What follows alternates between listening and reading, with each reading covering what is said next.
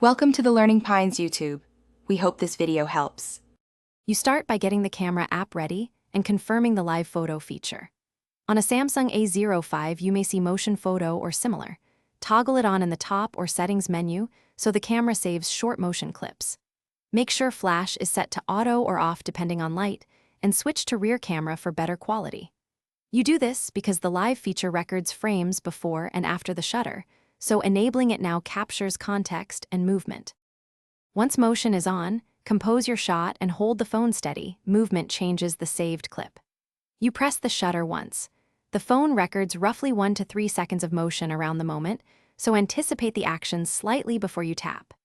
If subjects move fast, use burst mode or brace the device, but for subtle gestures, a single live capture is better because it keeps file size small while preserving the motion. Review the preview to confirm the clip. To finish, open the gallery and select the live photo. Choose motion controls or edit to trim the motion window and pick the best key photo. You can export the clip as GIF or short video for sharing. Make sure to save edits.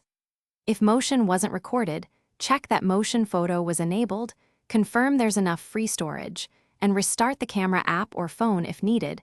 That fix resolves most glitches when the feature fails to save motion.